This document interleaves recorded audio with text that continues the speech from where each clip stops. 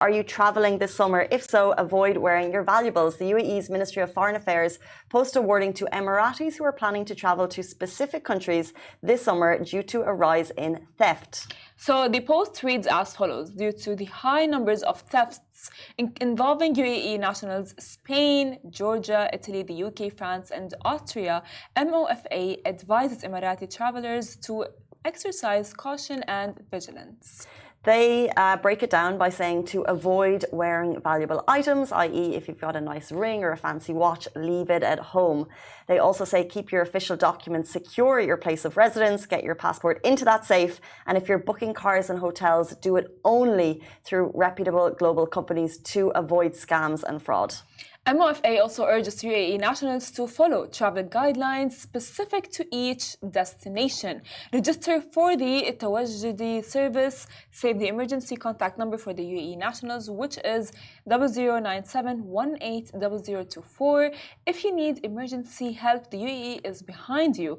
And as well, UAE shortens, which is really amazing at this point, right? Because my sister has told me about that, because she has gone to Spain and she has her phone with a cover that has a thing that she can have on her hand. It's a rubber thing that's attached to her hand, because apparently they do steal the phone.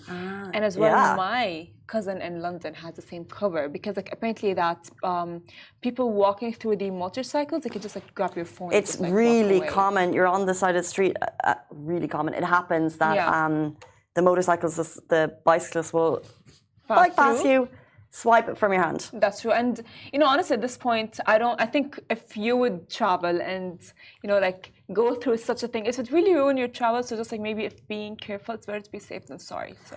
And I've heard in London specifically, watch theft has just quadrupled, and they're putting measures in place to stop it happening. But the reality is, the luxury watch market has skyrocketed in the last few years. There's a local creator in Dubai. He's made 20 million apparently from his luxury watch website.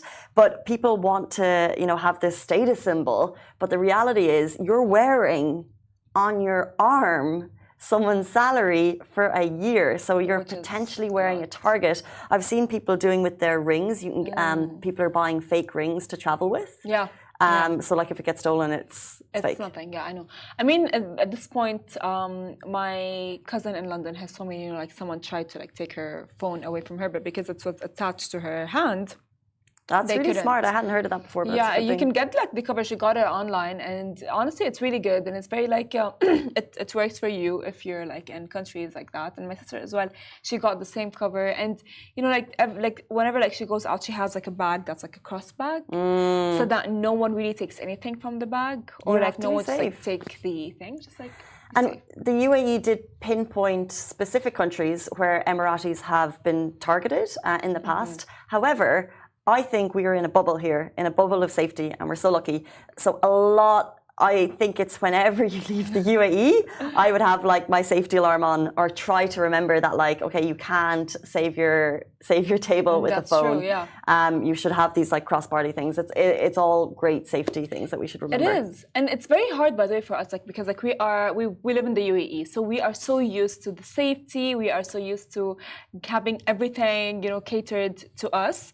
So when we travel, we do tend to think oh yeah, it's not going to be that bad. It's going to be fine, and we do take the warning for, I would say, granted and really lightly. And then if you end up getting having your things stolen, that's when you're going to be oh my God.